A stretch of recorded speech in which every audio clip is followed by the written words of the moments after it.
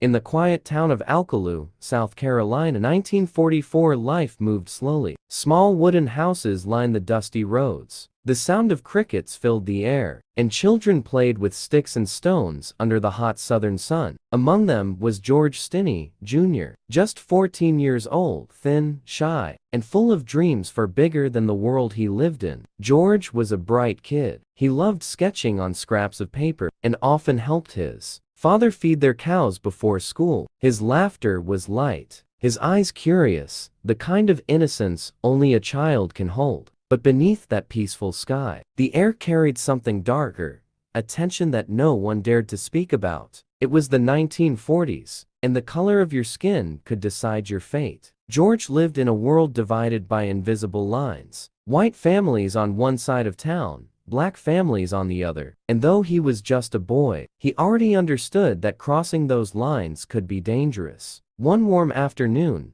as George and his sister played outside, two white girls walked by, Betty June Binnicker and Mary Emma Thames. They stopped to ask if George knew where some flowers grew. It was a short, innocent exchange, nothing more than a moment in passing. But that moment would soon change everything. Because in a town where fear and prejudice ruled over truth, it didn't take much to light a fire. The next day, the girls didn't return home. And by nightfall, the whispers began. Whispers that would soon turn into accusations. Accusations that would drag a 14-year-old boy into a storm of hate, injustice, and history's cruelest mistake. In that small southern town, George Stinney's childhood ended before it ever had a chance to begin. The day started like any other. Humid air, the sound of cicadas, and a town too small to imagine anything tragic. But by evening, everything had changed. Two young white girls, Betty June Binnicker and Mary Emma Thames, had gone missing. The news spread through Alcaloo like wildfire. Within hours, the calm little town was boiling with panic and fear. Search parties scattered through the woods, flashlights cutting through the darkness. And when the girls were found, lifeless near a muddy ditch, that fear quickly turned into anger. People wanted answers. But in 1944, South Carolina, answers didn't matter as much as someone to blame. The next morning, police arrived in George Stinney's neighborhood. No evidence, no witnesses, just one cruel assumption that the young, black boy, who was last seen speaking to the girls, must be guilty. George was taken away while his parents watched helplessly. His hands were trembling, his voice barely a whisper. He didn't understand what was happening. How could he? He was only 14. Inside that small police station, officers surrounded him. They questioned him for hours. No lawyer, no family, no kindness. Just harsh voices echoing through the room. At some point, they claimed he had confessed. But no one ever saw a written statement. There were no records, no signatures, just the word of men determined to end the search with a name. Outside, the town was restless. Crowds gathered, whispering, glaring toward the small boy they now called a murderer. The truth was buried before it was ever heard. In a matter of hours, George Stinney Jr., a child who barely reached the height of an adult's shoulder, became the most hated name in town. And while the world outside slept, the gears of injustice had already started turning. There would be no turning back.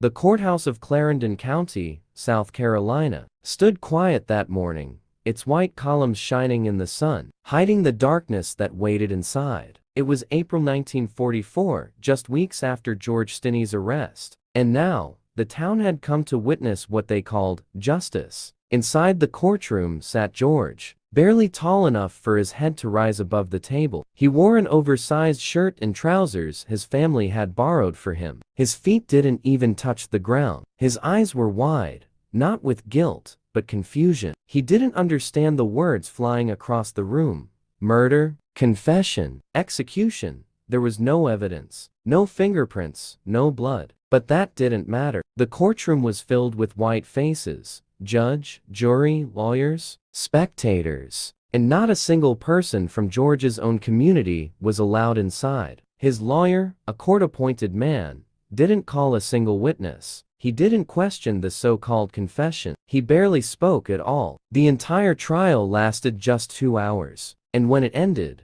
the all-white jury took only 10 minutes to decide his fate. 10 minutes to destroy a life. 10 minutes to turn a frightened boy into a condemned man. When the verdict was read, guilty, death by electric chair, the room didn't gasp. It applauded. George's mother wept outside the courtroom, screaming his name, while guards dragged him away. He kept saying, "I didn't do it. I didn't do anything." But in that town, his words carried no weight. In that time, innocence had no voice. The decision was final. A child had been sentenced to die, and with that verdict, the American justice system had committed one of its darkest sins. It was June 16, 1944, the day George Stinney Jr.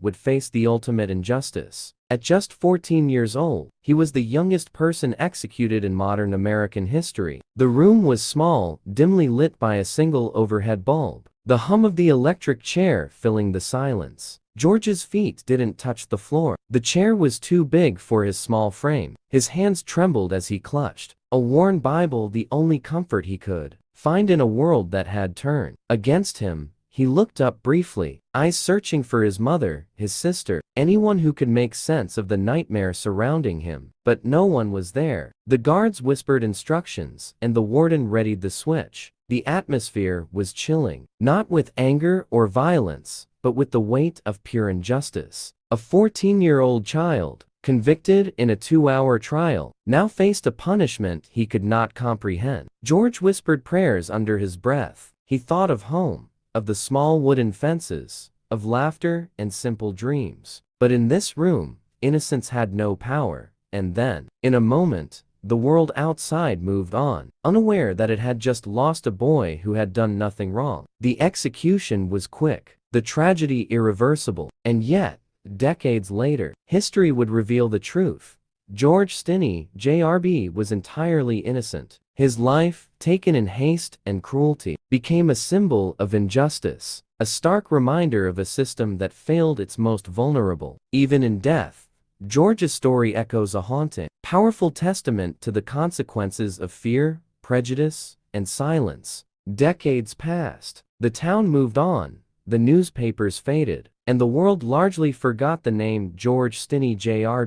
But history never forgets completely. In 2014, 70 years after his execution, the case was reopened. Legal experts reviewed the trial, every note, every record, every testimony that had condemned a child, and the truth emerged. George had been innocent all along. He had been rushed to judgment, convicted without evidence, defended by a lawyer who barely spoke, and sentenced by a jury that had no understanding of fairness. For 7 decades, a mistake of unimaginable cruelty lingered in the shadows of American history. But finally, justice delayed though it was spoke his name. A South Carolina judge officially vacated his conviction, clearing George Stinney Jr.'s name. His story became more than a historical footnote. It became a symbol, a reminder of the dangers of prejudice, the failures of a flawed system, and the resilience of truth. It reminded the world that innocence, no matter how small, deserves a voice. Today, George's legacy lives on. Scholars, activists, and storytellers share his story to ensure that children are never condemned unfairly again. And though we cannot bring him back, acknowledging the injustice keeps his memory alive, a lesson for generations about the cost of silence and the importance of standing up for truth. George Stinney Jr.'s life, though tragically short, continues to echo, a voice for justice, a call to remember, and a warning that history must not repeat its mistakes.